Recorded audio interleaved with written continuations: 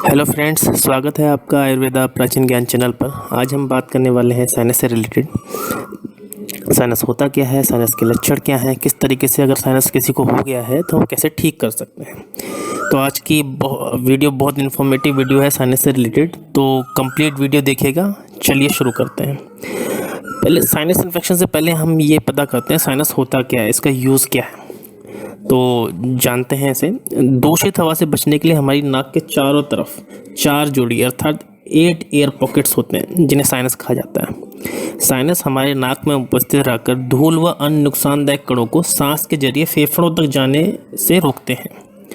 यह नाक में एक तरह का म्यूकस जो चिपचिपा पदार्थ होता है छोड़ते रहते हैं, जो बाहर से आने वाले हानिकारक कणों को अपने साथ चिपका लेते हैं। अगर हानिकारक कण बहुत अधिक मात्रा में होते हैं तो म्यूकस भी अधिक निकलता है। ऐसे में साइनस की वजह से ही हमें छींक आती है और म्यूकस के साथ ही हानिकारक कण नाक से बाहर निकल जाते हैं। साइनस ये सारे जतन हमारे फेफड़ों की सुरक्षा प्रदान करने के लिए करते हैं, पर साइनसाइटिस में इन पर सूजन आ जाती है। साइनसाइटिस में साइनस इन्फेक्शन, जिससे इनका काम और बढ़ जाता है। साइनसाइटिस की समस्या में हानिकारक कण नहीं होने के बावजूद साइनस ज़्यादा मात्रा में म्यूकस छोड़ते हैं और वह छींकों के जरिए बाहर निकलता रहता है। यह मुख्यतः एलर्जी का कारण होता है। साइनस को ज़्यादातर लोग एलर्जी के रूप में देखते हैं, क्योंकि इसकी वजह से उन्हें धूल, मिट्टी, धुआं इत्यादि की वजह से सांस लेने में परेशानी होती है। लेकिन यह मात्र एलर्जी नहीं है, बल्कि नाक की मुख्य बीमारी है, जो मुख्य रूप से नाक की हड्डी के बढ़ने या तिरछी होने की वजह से हो जाती है। आइए जानते हैं हम साइनस अब होता कितने प्रकार का, टाइप ऑफ साइनस, कितने टाइप के साइनस होते हैं। तो मुख्यतः ये 4 टाइप के साइनस अभी अवेलेबल हैं, जो बीमारियां हैं वो अवेलेबल हैं। उनका नाम है एक्यूट साइनस इन्फेक्शन, जो आमतौर पर 30 दिन के अंदर आपका अपने आप ठीक हो जाता है। 30 दिन तक आपको एलर्जी रहती है, वो अपने आप ठीक हो जाती है, फिर एंटीबायोटिक मेडिसिन लेने की वजह से वो ठीक हो जाती है। सेकंड नंबर पे है सब एक्यूट साइनस इन्फेक्शन। ये 3 महीने तक रह सकता है। अगर 3 महीने तक ये रहता है और 3 महीने के अंदर ठीक हो जाता है तो ये सब एक्यूट साइनस इन्फेक्शन की श्रेणी में आता है। तीसरा है आपका क्रोनिक साइनस इन्फेक्शन। यह इन्फेक्शन 3 महीने से ज़्यादा दिनों तक आपके बॉडी में बना रहता है, या एलर्जी आपकी 3 महीने से ज़्यादा दिनों तक रहती है। इस कंडीशन को हम कहते हैं क्रोनिक साइनस इन्फेक्शन। और चौथा है रिकरेंट साइनोसाइटिस। इसमें क्या होता है कि आपको हर साल या फिर हर 6 महीने में साइनस रिपीट हो के आता रहता है, तो हम इस श्रेणी को कहते हैं रिकरेंट साइनोसाइटिस। यही कंडीशन है जो क्रोनिक में बाद में बदल जाती है। अब हमने साइनस के टाइप्स पता कर लिए। अब जानते हैं साइनस के लक्षण क्या हैं, सिम्टम्स क्या हैं, जिन्हें आप पहचान कर पता कर सकते हैं आपको साइनस है कि नहीं है। तो कुछ मुख्य लक्षण मैं बता रहा हूँ, कुछ और भी हो सकते हैं, मगर मुख्य लक्षण क्या हैं उस पर अब हम गौर करते हैं। जैसे नाक का बहना, नाक बंद होना, कोई भी आपकी नाक बंद हो जाएगी और आपको सांस लेने में तकलीफ़ होने लगेगी। आपकी आँख, नाक, गाल, माथे के आसपास सूजन या दर्द महसूस होने लगेगा। आपको स्मेल नहीं आएगी, आपको स्वाद महसूस नहीं होगा अच्छे तरीके से। आपके कान में दर्द रहेगा, आपके ऊपर वाले जबड़ों में या दांतों में दर्द महसूस हो सकता है। रात में खांसी अधिक आ सकती है, आपको गले में खराश हो सकती है, मुंह में बदबू आ सकती है, थकान या चिड़चिड़ापन में ज़्यादा हो जाएगा, आपका जी मिचलाने लगेगा।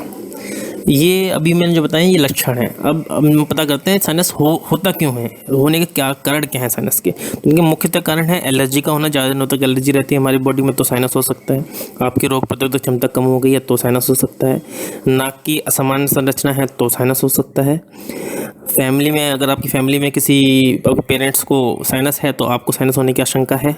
अगर आप माइग्रेन से पीड़ित हैं तब भी आपको साइनस हो सकता है। अब आपको पता चल गया आपके अंदर लक्षण है साइनस के। अब क्या करेंगे, आपको कंफर्म करना पड़ेगा डायग्नोसिस साइनस का क्या है, एक्यूरेट डायग्नोसिस क्या है। तो उसके लिए क्या होता है कि हमें पहले डॉक्टर के पास जाना होता है। डॉक्टर को हमें बताना होता है कि हमें इतने दिनों से एलर्जी है, हमें इतने दिनों से नाक बह रही है हमारी, या सांस लेने में तकलीफ हो रही है 2 महीने से, 3 महीने से, 6 महीने से। उसी के बिहाव पर डॉक्टर ट्रीटमेंट स्टार्ट कर देता है। अगर उस दवाई से आपको फ़ायदा नहीं हो रहा है या फिर फ़ायदा होने का दोबारा हो जा रहा है तो डॉक्टर सेकंड लेवल पे जाता है उसके डायग्नोसिस पे। डायग्नोसिस में क्या होता है, सीटी स्कैन होता है और एमआरआई होता है, और कुछ पॉइंट्स पे वो अल्ट्रासाउंड के थ्रू भी इसका डायग्नोसिस करते हैं कि आपको साइनसाइटिस है कि नहीं है। अब अगर आपको पता चल गया आपको साइनोसाइटिस है, तो अब आपको मैं कुछ घरेलू उपचार बताऊंगा, कुछ आयुर्वेदिक उपचार बताऊंगा। चलिए घरेलू उपचार से चालू करते हैं। क्या क्या घरेलू उपचार हो सकते हैं उसके बारे में डिस्कशन करते हैं। तो पहला है कि प्राणायाम चालू कर दीजिए आप। प्राणायाम करने से आपकी श्वसन प्रक्रिया है वो ठीक होगी, धीरे धीरे आपको हीलिंग पावर आपकी अच्छी होती जाएगी और आप ठीक हो सकते हैं। नाक में सुबह व शाम गाय के शुद्ध घी की कुछ बूंदें डालें अपनी। रीढ़ की हड्डी पर किसी पोषक तेल से मालिश करें। 1 कप गुनगुने पानी में नमक मिलाकर, जो गुनगुना पानी हो उसमें नमक मिलाकर उसको नाक के थ्रू अंदर ले जाएं और फिर तुरंत बाहर निकाल दें। इससे आपको तुरंत राहत मिलेगी और इन्फेक्शन भी कम होगा। ये साइनस के ब्लॉकेज को भी हटा देता है। तो ये तो हो गया आपके घरेलू उपचार। अब मैं आने वाला हूँ आयुर्वेदिक उपचार के लिए, मगर उस पर जाने से पहले मैं बता दूँ, मैं कोई हकीम नहीं हूँ, कोई डॉक्टर नहीं हूँ और मैं कोई आयुर्वेदिक एक्सपर्ट नहीं हूँ। ये जस्ट मेरे रिसर्च मैंने जो करी, डाटा रिसर्च किया मैंने, कुछ किताबें पढ़ी, उसके थ्रू मैं आपको ये उपचार बताने वाला हूँ। इस आयुर्वेदिक उपचार में जाने से पहले आप किसी चिकित्सक परामर्श जरूर लें, वो ज़रूरी है, उसके बाद ही आप इस पर जाइए, ठीक है। तो मैं चालू करता हूँ आयुर्वेदिक उपचार के बारे में।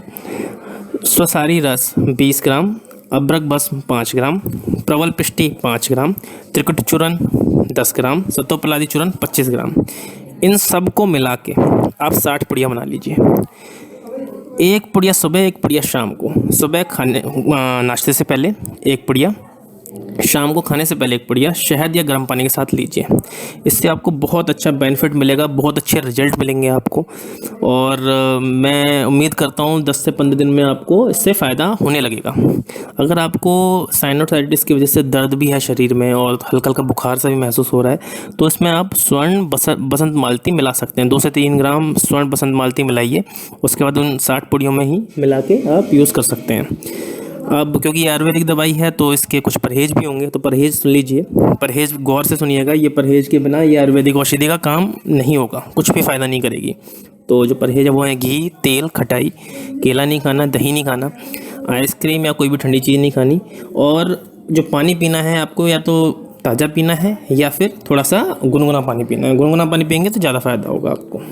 अब बात कर लेते हैं आपको क्या खाना है क्या नहीं खाना। तो खाने में अनानास है, तरबूज है, अदरक है, गर्म सूप है, सेब का सिरका है, मिर्च है, लहसुन है, सीट्रस फल है, प्याज है।